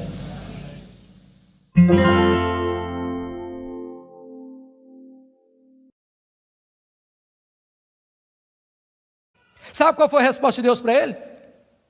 O total silêncio. Nenhuma palavra, nenhuma explicação, nenhuma luz no fim do túnel, nenhum sinal do seu favor. E eu posso garantir a vocês que pior do que sofrer é sofrer sem explicação. O silêncio de Deus grita mais alto nos nossos ouvidos do que o barulho mais ruidoso das circunstâncias mais adversas. Se vocês não estão notando, Jó está sendo golpeado por todos os lados. Ele está sendo encurralado, emparedado, entrincheirado por circunstâncias medonhas. Ele está sendo golpeado nas 5 áreas mais importantes da vida. Por exemplo, área financeira. O homem mais rico vai à falência. Segundo, a saúde. Um homem saudável vira uma chaga aberta. Terceiro, o casamento. Na hora que esse cara mais precisava do apoio da mulher dele, ela disse assim para ele: morre, homem, mas morre logo. Chega, para com isso, morre. Quarta área, os filhos. Irmãos, não é natural pai enterrar filhos. Não é natural. Não é natural. Um dia um médico que acabara de sepultar o seu filho caçula, disse para mim com lágrimas nos olhos: pastor, eu não aceito isso, o meu filho ter furado a fila. Isso não é natural. Quinta área que Jó está sendo golpeado: as amizades. Aqueles que vieram para serem consoladores e aplicarem um azeite terapêutico do refrigério, aplicam-lhe o vinagre das críticas mais amargas. Esse homem está sendo golpeado por todos os lados. Esse homem, na verdade, está no fundo de um poço. Não tem mais nada para perder. Mas quando você está no fundo de um poço, só tem uma direção para olhar: é para cima, é para o alto, é para Deus. E quando ele olhou para cima, ele arranca do peito um brado de esperança e diz assim: mas uma coisa eu sei, é que o meu Redentor vive, e por fim revestir este meu corpo de pele, eu verei o meu Redentor. Quando ele dá esse brado de esperança, daqui a pouco Deus rompe o silêncio, e Deus começa a falar com ele. Mas quando Deus rompe o silêncio, Deus não responde nenhuma das 16 perguntas de Jó. Quando Deus rompe o silêncio, Deus não responde nenhuma das 34 queixas de Jó. Quando Deus rompe o silêncio, Deus faz 70 perguntas para Jó. Todas perguntas retóricas, todas perguntas que não têm uma resposta. Deus pergunta para Jó assim: ô Jó, onde você estava quando eu lançava os fundamentos da terra? Ô Jó, onde você estava quando eu espalhava as estrelas no firmamento? Ô Jó, onde você estava quando eu cercava as águas do mar para elas não invadirem a terra? Ô Jó, me explica aí, onde fica o reservatório do vento? Me explica, Jó, como é que eu formo a geada?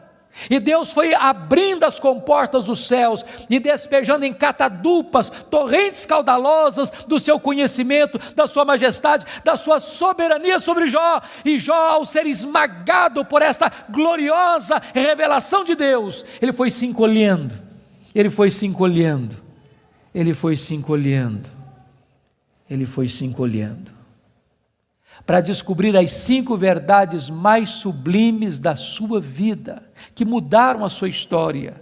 Verdades essas que, espero em Deus, impactem nesta noite o seu e o meu coração. Que verdades são essas? Vá comigo, por favor, para o capítulo 42 deste mesmo livro.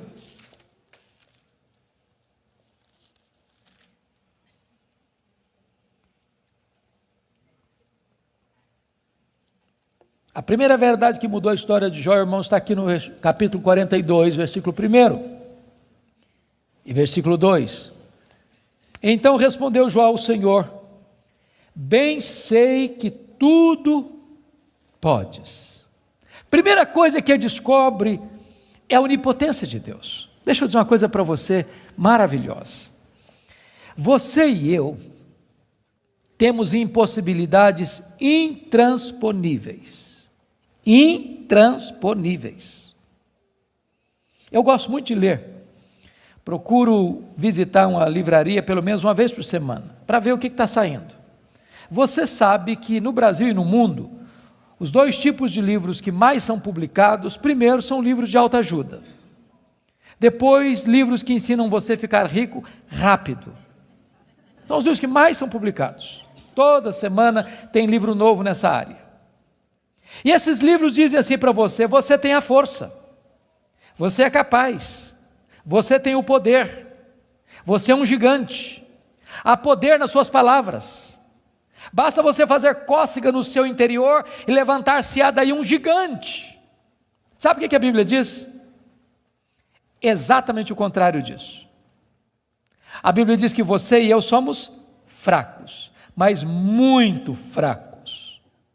Por exemplo, nós temos fraquezas físicas. Hoje, gente, gostando ou não, querendo ou não, o tempo vai esculpindo algumas rugas no nosso rosto, indisfarçáveis. De vez em quando um cosmético ajuda. Daqui a pouco uma cirurgia plástica dá uma boa melhorada. Mas chega uma hora que nem Pitangui e a sua equipe dão mais jeito. As pernas ficam bambas, os joelhos trôpegos, as mãos descaídas, os olhos embaçados, e diz os entendidos que cada fio de cabelo branco que brota na sua cabeça é a morte chamando você para um duelo. E eu acho até um exército acampado ao meu redor. Nós temos fraquezas físicas. Nós temos fraquezas emocionais, irmãos. Quantas vezes você e eu, nas noites mais tenebrosas da nossa alma, já gememos, já choramos, desesperados, dizendo: meu Deus, eu não aguento mais, eu não aguento mais. Temos fraquezas emocionais. Nós temos fraquezas morais. Quantas vezes você já orou a Deus com sinceridade de coração, dizendo: Deus, eu não quero mais cometer esse erro, Deus, eu não quero mais transgredir e cair nesse mesmo pecado, Deus, eu não quero mais reincidir nesse erro, e daqui a pouco você se flagra cometendo o mesmo erro, o mesmo pecado. Não é porque faltou para você sinceridade, não, faltou para você poder. Temos fraquezas morais. Nós temos fraquezas espirituais. Nós somos um ser ambíguo, nós somos um ser contraditório, nós somos um ser paradoxal. Há uma esquizofrenia enfiada dentro de nós. O bem que nós queremos fazer, nós não o fazemos. O mal que não queremos, esse praticamos. Somos fracos. Mas é tão bom você saber que o seu Deus tudo pode. Não há impossíveis para Ele, não há doença incurável para Ele, não há vida irrecuperável para Ele, não há casamento sem solução para Ele, não há causa perdida para Ele. Ele pode tudo quanto Ele quer, Ele é o todo-poderoso Deus. A grande pergunta, portanto, é esta: quem é o seu Deus? Quão grande é o seu Deus? Quão majestoso é o seu Deus? A W. Tozer, um dos mais importantes escritores do século passado, ele diz que o maior problema da igreja é que ela passa a maior parte do tempo tomando o seu próprio pulso e olhando para o seu próprio umbigo, quando na verdade o nosso principal propósito deveria ser de conhecer a Deus, porque Daniel 11:32 diz que aquele que conhece a Deus é um povo forte e ativo. Quem é o seu Deus? Quão grande é o seu Deus? Quão majestoso é o seu Deus? Quando o profeta Isaías estava escrevendo o seu livro, e agora nós sabemos no capítulo 40, ele diz que o meu Deus, diz Isaías, é aquele que mede as águas na concha da sua mão. Pense comigo no Pacífico, no Atlântico, no Índico, no Mediterrâneo, nos rios, nos mares. Deus mede as águas na concha da sua mão. Vá ao Atlântico, tente esvaziá-lo com um baldinho, veja quanto tempo você vai levar. Diz: o meu Deus é aquele que pesa o pó das montanhas em balança de precisão, como se estivesse pesando partículas de ouro. Ele diz: o meu Deus, Ele mede os céus a palmos. Ele diz: o meu Deus espalha as estrelas no firmamento, e por ser forte em força e grande em poder, quando as chama, nenhuma delas vem a faltar. Agora pergunte para um astrônomo, qual é o tamanho desse universo que Deus mediu a palmos? Sabe qual é a resposta dele? Eu não sei. Agora eu conheço o mar. Aproxima-se dele um marujo, com a pele tostada de sol e sal, por viver nas procelas do mar, e diz assim: eu também conheço o mar. Qual a diferença entre eles? Você conhece a Deus? Quanto você conhece a Deus? Por exemplo, João 17,3 diz assim: e a vida eterna é esta, conhecer a Deus e a Jesus Cristo a quem enviaste. Sabe o que é a essência da vida eterna? É conhecer a Deus. Sabe o que você vai fazer no céu depois que você tiver 1000 anos lá na glória? Você vai estar conhecendo a Deus. Sabe o que você vai estar fazendo no céu depois que você tiver 1 milhão de anos lá na glória? Você vai estar conhecendo a Deus. Sabe o que você vai estar fazendo no céu depois que você tiver 1 bilhão de anos lá na glória? Você vai estar conhecendo a Deus. Nem toda eternidade será suficiente para você esgotar o conhecimento de Deus, porque Deus é inesgotável em seu ser. Às vezes a gente pensa que o céu vai ser monótono. Há poucos dias um adolescente se aproximou de mim e disse assim: pastor, eu não quero ir para o céu não. Eu falei: você está ficando maluca, menina? Não quero ir não. Eu falei: mas então me explica esse negócio aí, ué. Ela me diz: pastor, a ideia de céu que eu tenho é que eu vou estar sentado numa nuvem branca, com a harpa na mão, cantando. Não aguento essa vida inteira não. Não, eu quero coisa diferente para a minha vida. Deixa eu dizer para você, o céu é dinâmico. Nós vamos conhecer a Deus, nós vamos amar a Deus, nós vamos fruir a Deus, nós vamos glorificar a Deus. E se você não gosta de trabalhar, você está encrencado, porque nós vamos servir a Deus. Agora pense comigo nessa tese. Parece-me que foi Albert Einstein quem disse isso. Neste corpo nosso que fica cansado, velho, enrugado e caquético, a gente faz coisas tão lindas. E dizer que nós não usamos nem 10% do nosso potencial. Agora pense comigo um corpo 100% turbinado pela glória de Deus, imortal, incorruptível, poderoso, glorioso, espiritual, celestial, semelhante ao corpo da glória do Senhor Jesus. O que não vão poder fazer? Já pensou nisso? Por exemplo, quando Jesus ressuscitou com o corpo de glória, ele entrava numa casa com a porta fechada sem precisar abrir a porta. Quando Jesus ressuscitou com o seu corpo de glória, ele saía de Jerusalém, aparecia lá na Galileia, mais de 100 quilômetros, sem precisar percorrer o trecho. Quando Jesus ressuscitou com o corpo de glória, ele foi assunto aos céus, levado entre nuvens. Eu pergunto para você agora, com que velocidade Jesus voltou para o céu? Velocidade da luz? 300 mil quilômetros por segundo. Porque se Jesus voltou na velocidade da luz, 300 mil quilômetros por segundo, depois de 2000 anos, ele está logo ali na esquina ainda. Eu pergunto para você, com que velocidade um anjo vem do céu à terra? Com que velocidade? A Bíblia diz que lá no Getsemane, Jesus disse para Pedro assim: bota essa espada na bainha aí, se eu precisasse de ajuda, eu rogaria ao Pai, ele me mandaria mais de 12 legiões de anjos. Quantos são 12 legiões de anjos? 72 mil anjos. Com que velocidade eles viriam? No estalar de dedos. O que significa isso? Significa que os anjos não estão sujeitos às mesmas leis que nos governam, de tempo, de espaço, de tamanho. A Bíblia diz que nós vamos ser como os anjos, não no sentido de que não teremos um corpo, mas vamos viver na mesma dimensão. Nós vamos habitar e reinar com Cristo nos novos céus e na nova terra. Vamos servir a Ele, vamos trabalhar para Ele, vamos glorificar a Ele, vamos conhecê-lo, e jamais chegará um dia na eternidade que a gente possa dizer assim: agora eu conheço tudo a respeito de Deus, não tem mais nada para conhecer, porque esse dia jamais chegará, porque Deus é inesgotável em seu ser. Agora eu entendo Jó. Sabe o que o Jó está dizendo? Deus, eu só estou arranhando a superfície, só arranhando a superfície, tem mais, tem muito mais, tem infinitamente mais. Agora eu entendo o profeta: conheçamos e prossigamos em conhecer o Senhor.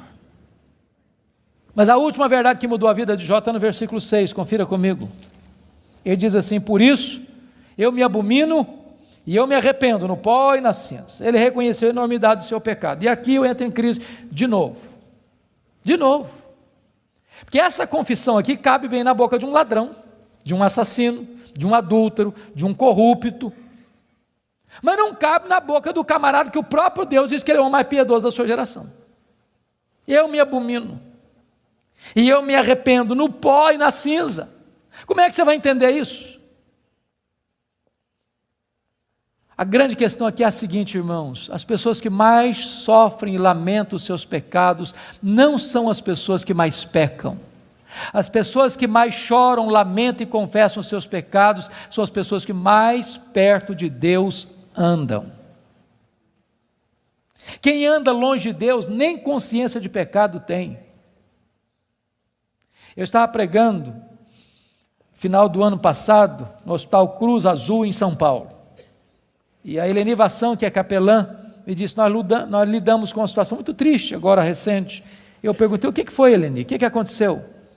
Ela me disse que chega no hospital uma moça, com seus pais, com hemorragia muito severa. E quando o médico foi examinar aquela moça, o médico disse, essa menina acabou de ter um bebê. Essa moça acabou de ter um bebê. E a moça protestou, falou, não, o senhor está enganado, eu não estava grávida não. Os pais disseram, não, essa moça não estava grávida. E o médico radicalizou, pois essa moça acabou de ter um bebê. E a família inteira negou. E o médico radicalizou de novo, tragam-me o bebê, senão eu denuncio o fato à polícia.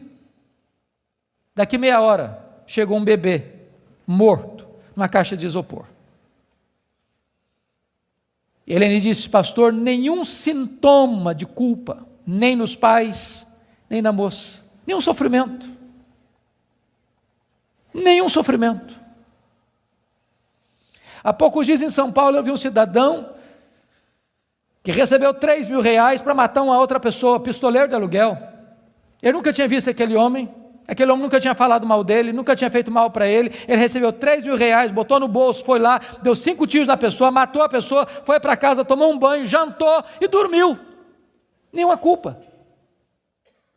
Mas quem anda na presença de Deus, aquele que é santo, santo, santo, não pode se aproximar dele, sem dizer, ai de mim, Senhor,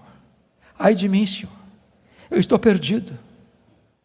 Não pode se aproximar dele, sem dizer, Senhor, eu me abomino no pó e na cinza, eu me arrependo, porque na presença desse Deus, até os serafins cobrem o rosto. Então preste bem atenção nisso. Se você encontrar um crente que toda hora que ele falar com você, ele é o herói, ele tem uma história para contar, onde ele está na frente, onde ele sabe mais, onde ele é mais piedoso, onde ele sempre está contando os seus feitos, os seus prodígios, e enaltecendo a si mesmo, e batendo palmas para si mesmo, pode ter certeza, você está perto de alguém que está longe de Deus. Porque é impossível estar na presença de Deus, sem dizer, ai de mim, Senhor, ai de mim, Senhor.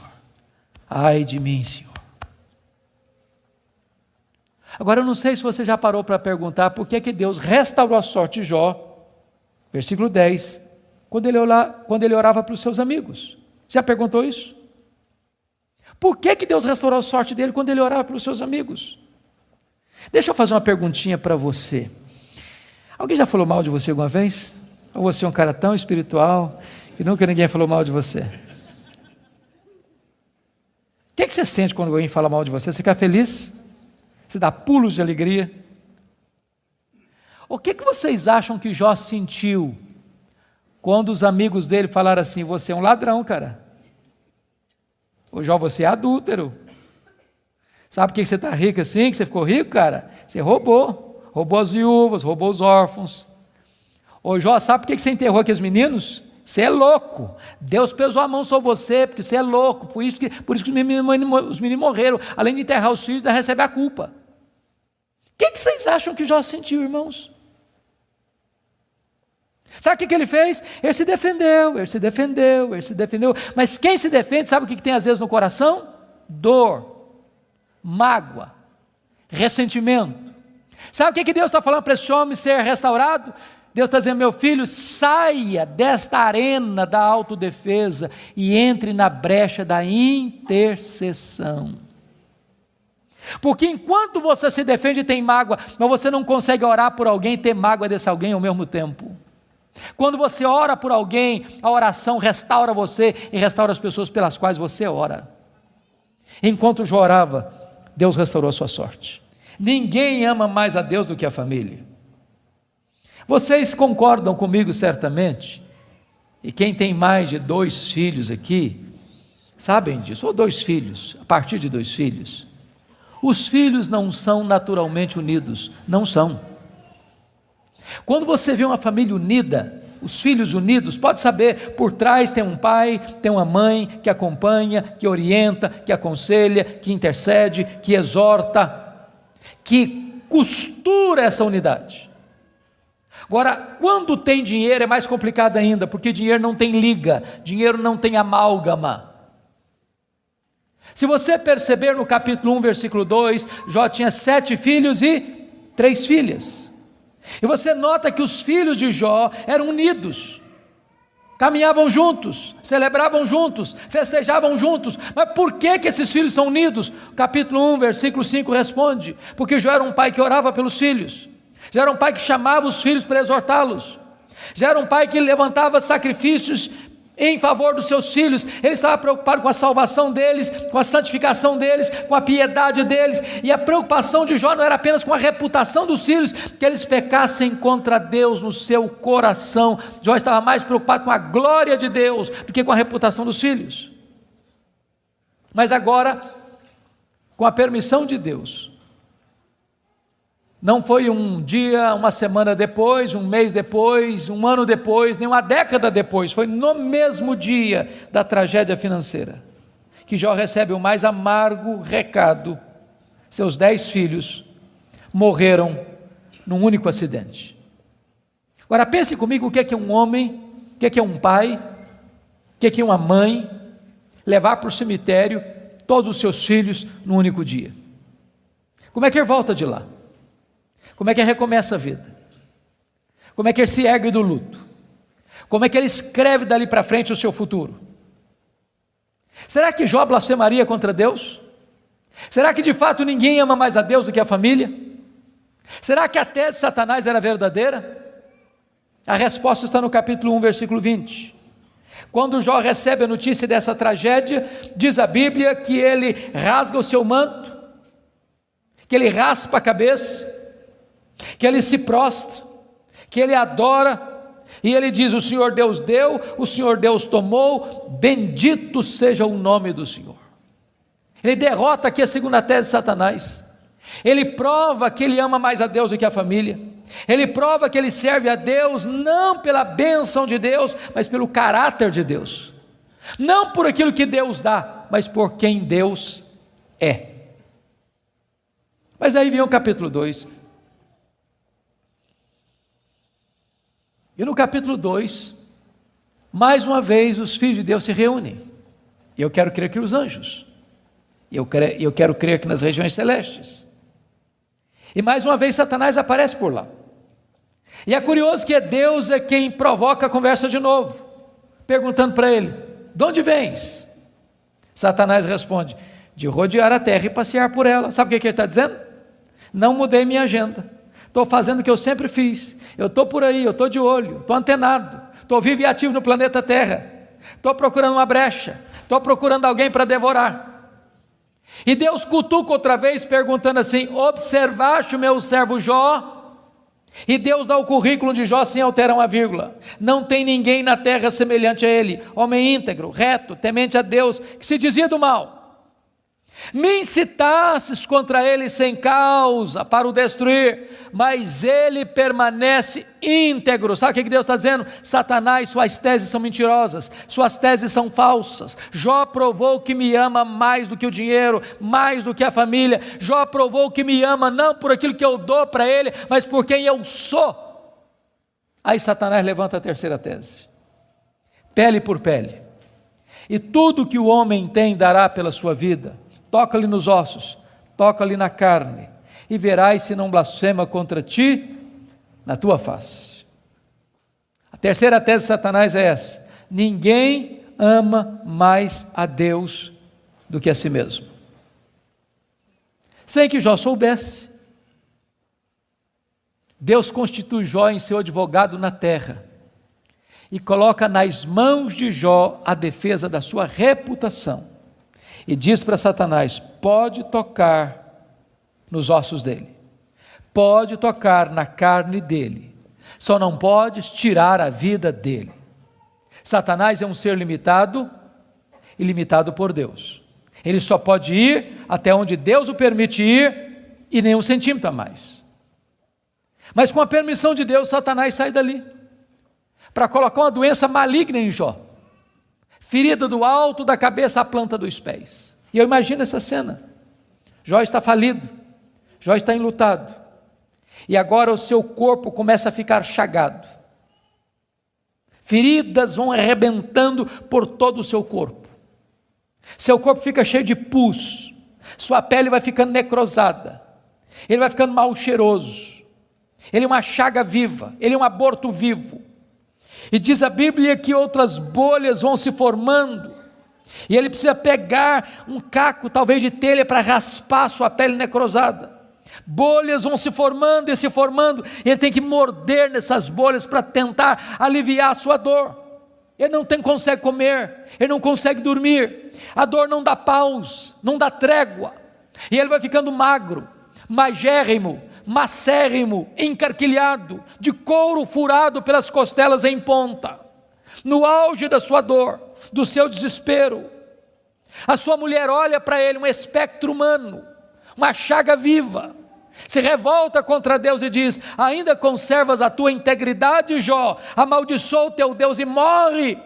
Deus não é digno de ser adorado no sofrimento, acaba com isso, tenha hombridade e coragem de dar cabo da sua vida.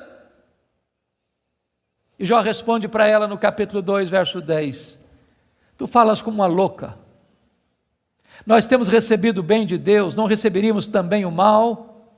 Em tudo isso, diz o texto, Jó não pecou contra Deus com os seus lábios. Ele derrota aqui a terceira tese de Satanás.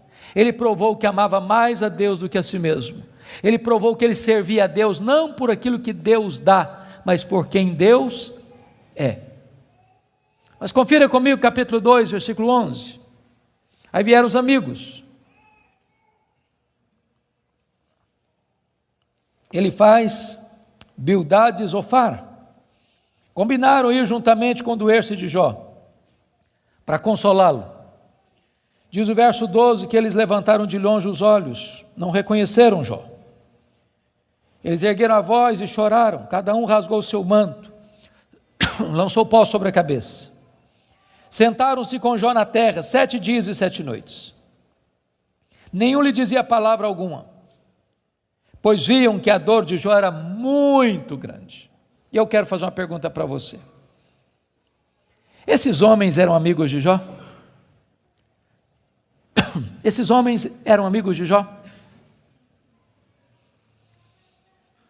É claro que eram. É claro que eram. Qual foi o problema desses homens? O problema desses homens é que num dado momento eles começaram, entre aspas, a fazer teologia. Eles começaram a lucubrar. Eles começaram a desenvolver uma espécie de lógica simples. E a lógica deles era essa: toda causa tem um efeito e todo efeito tem uma causa. Eles pensaram, para Jó estar sofrendo, ele deve ter feito coisa errada. Mas para ele estar sofrendo muito, ele deve ter feito muita coisa errada. Mas eles não só pensaram, eles falaram. Mas eles não só falaram, eles falaram para Jó. E eles assacaram contra Jó os mais pesados libelos acusatórios. Chamaram Jó de adúltero, chamaram Jó de ladrão, chamaram Jó de louco. Falaram para Jó que Deus havia matado os filhos dele por causa da loucura dele. Falaram para Jó que ele tinha ficado rico porque tinha roubado os órfãos e as viúvas. E eles foram massacrando Jó. E eles foram cravejando Jó com as suas setas mais venenosas. E eles foram esmagando Jó com as suas críticas mais desumanas e cruéis. Eles foram passando Jó debaixo do rolo compressor da impiedade. O que é que Jó fez? O que você e eu faríamos? Ele começa a perguntar assim para Deus: por que, meu Deus? Mas por que eu estou sofrendo? Mas por que a minha dor não cessa? Mas por que os meus filhos morreram? Mas por que eu não morri no ventre da minha mãe? Mas por que eu não morri ao nascer? Mas por que os seios da minha mãe não estavam murchos de leite para eu morrer de fome? Mas por que o Senhor não me mata de uma vez? Ele levantou os céus 16 vezes esta mesma pergunta: por quê, por quê, por quê, por quê? Ele levantou aos céus 34 queixas contra Deus. Mas você sabe que o universo não é infinito, porque a infinitude é um atributo exclusivo de Deus. Mas os astrônomos afirmam que o nosso universo tem mais de 93 bilhões de anos-luz de diâmetro. O que significa isso?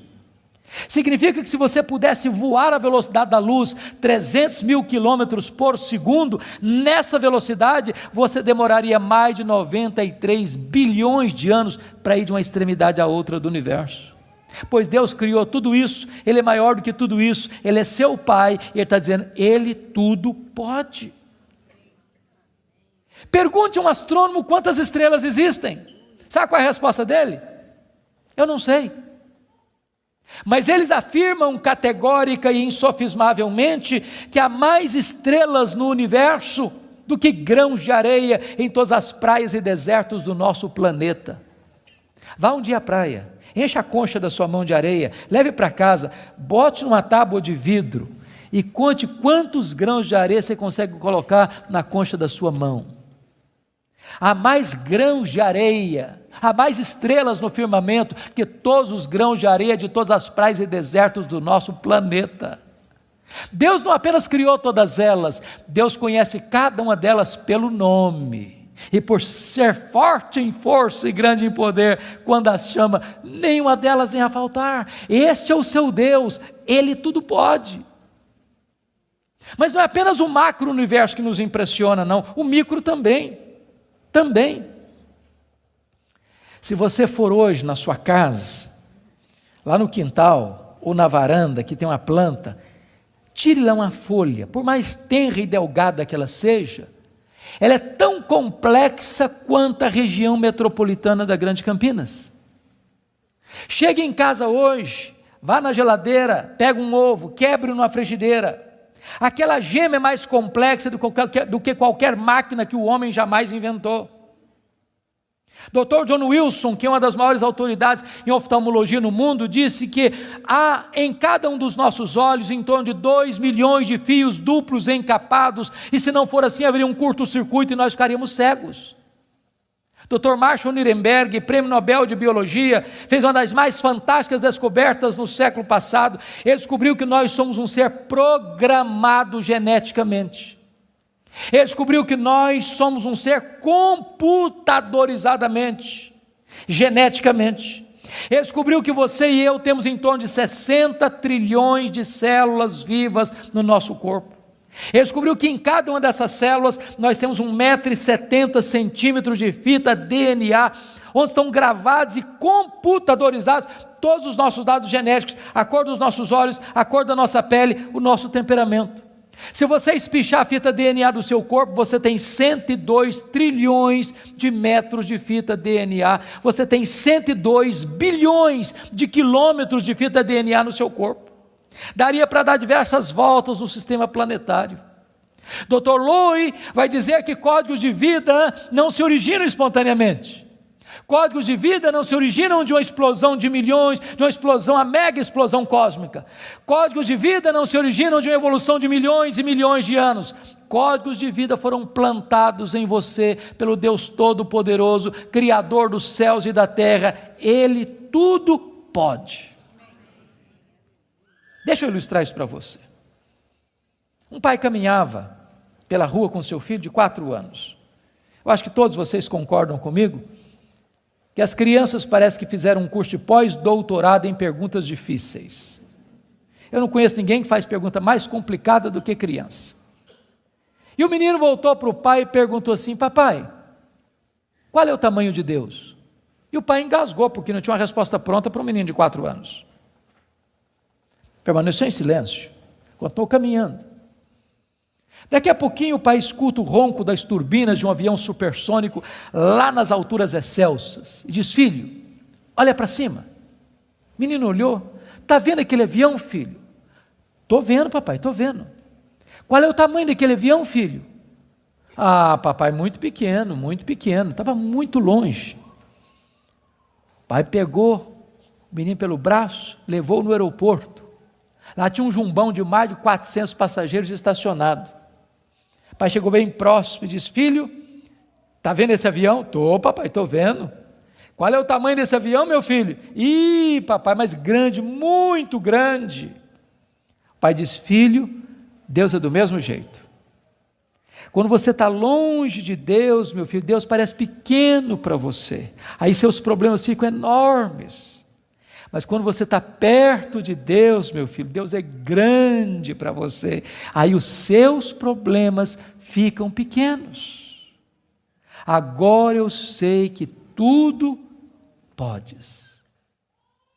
A segunda verdade que mudou a vida de Jó está aí no versículo 2: e nenhum dos teus planos pode ser frustrado.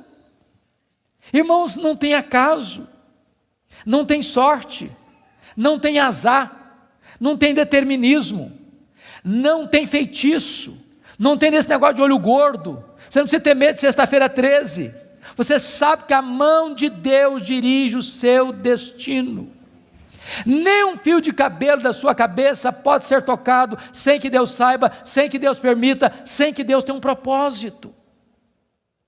Quando você entende que Deus governa o universo, que Deus governa até uma folha que cai no outono, que nenhum pássaro, nenhum pardal pode cair ao chão sem que Deus saiba e permita, você vai entender que você não é uma lasca de lenha jogada no mar da vida, empurrado de um lado para o outro ao sabor das circunstâncias. A sua vida está nas mãos daquele que está assentado na sala de comando do universo.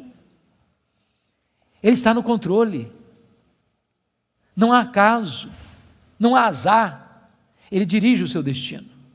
Você pode dizer como Paulo: sabemos que todas as coisas cooperam para o bem daqueles que amam a Deus, daqueles que são chamados segundo o seu propósito. A terceira verdade que mudou a vida de Jó está aí no versículo 3, confira comigo. Ele diz assim: na verdade eu falei do que eu não entendia, coisas maravilhosas demais para mim. Ele reconhece a limitação do seu conhecimento, mas para você entender isso aqui, eu lhe daria um conselho, se é que posso. Tira um sábado, tira um feriado, dá uma lida em Jó numa sentada só, você vai descobrir coisa maravilhosa. Você vai descobrir que Jó, ao longo do livro, fez 3 coisas. Ele perguntou, ele se queixou e ele se defendeu. 3 coisas que ele fez. E você sabe disso, quando ele está machucado, quando ele está ferido, quando a gente está se sentindo injustiçado, sabe o que a gente faz? A gente fala, se defende, e às vezes quando a gente está sofrido demais, machucado demais, doído demais, a gente fala muita coisa sem entender. Quando Deus despeja a glória dele em cima de Jó, Jó bota a mão na boca e diz: meu Deus, quanta coisa que eu falei sem entender.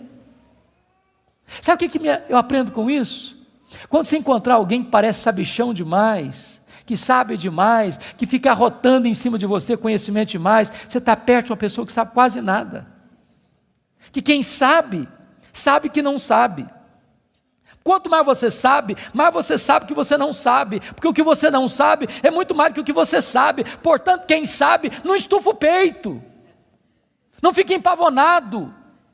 Não dá para ficar na presença do Todo-Poderoso Deus com soberba, com altivez, com arrogância.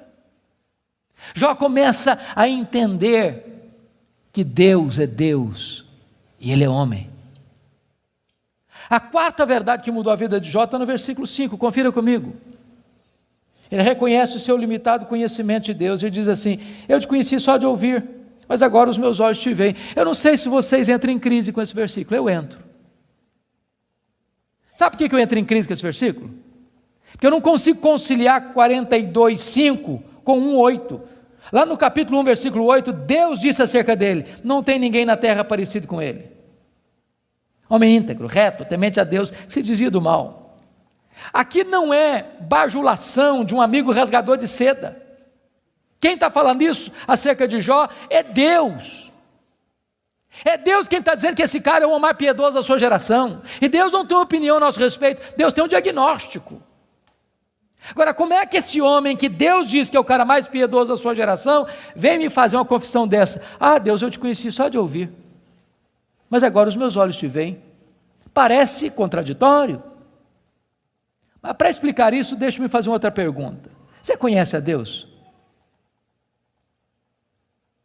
Você conhece a Deus? Quanto você conhece? Quanto? Quanto você conhece a Deus? Deixa eu ilustrar. Havia um cidadão que nunca tinha visto o mar. Um dia ele fez uma viagem para o litoral e quando ele viu o mar, ele exclamou de toda a sua alma: irmãos amados, é um privilégio imenso estar com vocês. E a minha oração é que nesta noite Deus, na sua bondade, derrame graça sobre nós e nos edifique pela sua palavra. Hoje eu quero conversar com vocês sobre um livro da Bíblia, um livro poético, mas um livro complexo, que tem uma mensagem extremamente oportuna para o meu e para o seu coração. E a minha oração é que a história deste livro, que a história desse personagem, nos encoraje, nos abençoe, nos fortaleça. Por isso eu quero convidar você para abrir sua Bíblia comigo no livro de Jó, no capítulo 1. Jó, capítulo 1. Nós vamos ler dos versos 6 a 12. Jó, capítulo 1, 6 a 12.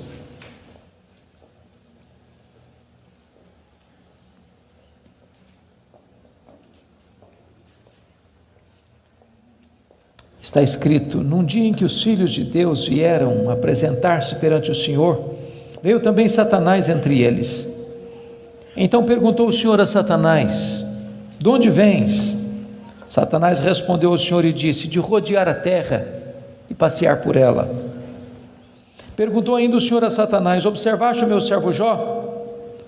Porque ninguém é na terra semelhante a ele, o homem íntegro e reto, temente a Deus e que se desvia do mal.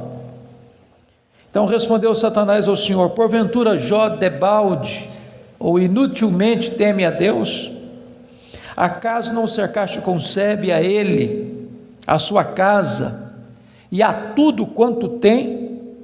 A obra de suas mãos abençoaste, os seus bens se multiplicaram na terra. Estende, porém, a tua mão e toca-lhe em tudo quanto tem, e verás se não blasfema contra ti na tua face.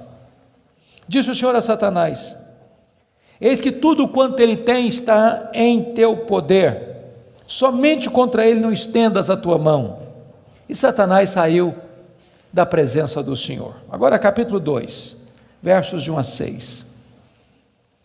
Num dia em que os filhos de Deus vieram apresentar-se perante o Senhor, veio também Satanás entre eles apresentar-se perante o Senhor. Então o Senhor disse a Satanás: de onde vens? Respondeu Satanás ao Senhor e disse: de rodear a terra e passear por ela. Perguntou o Senhor a Satanás: observaste o meu servo Jó? Porque ninguém é na terra semelhante a ele, homem íntegro e reto, temente a Deus e que se desvia do mal. Ele conserva a sua integridade, embora me incitasses contra ele para o consumir sem causa. Então Satanás respondeu ao Senhor: pele por pele, tudo que o homem tem dará pela sua vida. Estende, porém, a tua mão e toca-lhe nos ossos e na carne, e verás se não blasfema contra ti na tua face. Disse o Senhor a Satanás: eis que ele está em teu poder, mas poupa-lhe a vida. Irmãos, esse texto registra este episódio da reunião de Deus com seus filhos. E eu quero crer que aqui são os anjos. Eu quero crer que esta reunião aconteceu nas regiões celestes. E a Bíblia não nos dá muitos detalhes, mas nos informa que Satanás apareceu por lá. E é curioso que quem provoca a conversa é Deus, perguntando para Satanás: de onde vens? Satanás responde: de rodear a terra e passear por ela. Satanás é uma espécie de turista inveterado. Ele está por aí, está de olho, está antenado, está procurando uma brecha, está procurando alguém para devorar. E Deus cutuca de novo perguntando assim: observaste o meu servo Jó? E Deus dá o currículo de Jó: não tem ninguém na terra semelhante a ele, Em outras palavras, é o homem mais piedoso dessa geração. Homem íntegro. Íntegro é aquilo que você é com a porta do quarto trancada sem ninguém observando. Homem reto. Reto é aquilo que você é em público e todo mundo está vendo. Homem temente a Deus, princípio da sabedoria. Homem que se desvia do mal, deliberadamente santo. Satanás poderia ter respondido assim: bom, esse eu não conheço ainda não, ando meio ocupado, tenho outras prioridades, quem sabe um dia eu dou uma olhada nele. Mas não foi a resposta de Satanás. Satanás respondeu assim: mas também puderas, desse jeito aí, qualquer um te adora, tu tens abençoado a vida deste homem, tu tens cercado a casa deste homem com a grande muralha de proteção, os bens deste homem multiplicam na terra, tudo que esse cara bota a mão vira dinheiro, desse jeito aí qualquer um te adora. E Satanás insinua duas coisas aqui. Primeiro, ele insinua que Deus precisa subornar as pessoas com bênçãos para receber delas adoração. Satanás insinua que ninguém adora a Deus por quem Deus é, apenas por aquilo que Deus dá. Satanás insinua que as pessoas só se aproximam de Deus por causa das bênçãos de Deus e não por causa do caráter de Deus. Satanás insinua mais. Ele insinua que Jó não é honesto quando adora a Deus. Ele insinua que Jó descobriu que religião é uma grande sacada, que esse negócio de religião dá lucro, que o vetor que move Jó em direção a Deus é o lucro. Mas se Deus tirar de Jó o que o próprio Deus deu para Jó, esse Jó blasfema, em vez de adorar. A grande pergunta é: o que é que um homem tem? Um homem tem família, um homem tem bens. Satanás diz para Deus: toca no que ele tem, e verás se não blasfema contra ti na tua face. Satanás levanta aqui duas teses. A primeira delas: ninguém ama mais a Deus do que o dinheiro. Segunda tese: ninguém ama mais a Deus do que a família. Sem que Jó soubesse, Deus constitui Jó em seu advogado na terra e coloca nas mãos de Jó a defesa da sua reputação e diz para Satanás: pode tocar no que ele tem, só não podes tocar na sua vida. Em outras palavras, Satanás é um ser limitado e limitado por Deus. Ele só pode ir até onde Deus o permite ir e nem 1 centímetro a mais. Nas palavras de Martinho Lutero, Satanás é um cachorro na coleira de Deus.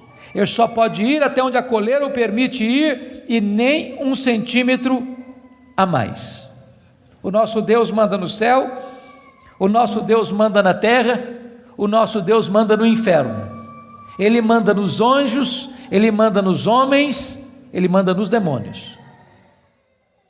Agora, com a permissão de Deus, obviamente, Satanás sai dali para fazer um verdadeiro terremoto na vida financeira de Jó. Confira comigo, capítulo 1, versículo 3, quão rico era esse homem. Na parte final do verso 3, somos informados de que este homem era o maior de todos os do Oriente. Sabe o que significa isso? Ele era o homem mais rico da sua geração. Já fomos informados que ele era o mais piedoso. Agora somos informados que ele é o mais rico. E aqui cai um mito. O mito de que um homem rico não pode ser piedoso. Não é verdade isso. É possível ser rico e o mais rico, e é possível esse rico ser piedoso e o mais piedoso. O problema não é ter dinheiro, o problema é o dinheiro nos ter. O problema não é ter dinheiro no bolso, o problema é entronizar dinheiro no coração. O problema não é o dinheiro, o problema é o amor do dinheiro. Agora notem vocês que no capítulo 1, versículo 15, 16 e 17, Satanás vai usar 3 elementos para levar Jó à falência: os sabeus, o fogo e os caldeus. E não foi numa semana, num mês, num ano, numa década. Foi num único dia que o homem mais rico da sua geração entra em colapso financeiro, vai à falência. Ora, você e eu conhecemos gente que por muito menos blasfema contra Deus, por muito menos levanta os punhos contra os céus, por muito menos dá um tiro na cabeça. A pergunta é: será que a tese de Satanás era verdadeira? Será que ninguém ama mais a Deus do que o dinheiro? Será que Jó blasfemaria contra Deus? A resposta está no versículo 21 do capítulo 1. Quando Jó recebe a notícia de que ele está falido, ele diz assim: nu saí do ventre da minha mãe, nu eu voltarei. Sabe o que ele está dizendo? Eu não trouxe nada para o mundo, eu não vou levar nada do mundo, portanto o que eu ganhei entre o berço e a sepultura não é a razão da minha vida. Ele derrota a primeira tese de Satanás, ele prova que ele ama mais a Deus que o dinheiro, ele prova que ele serve a Deus, não por aquilo que Deus dá, mas por quem Deus é.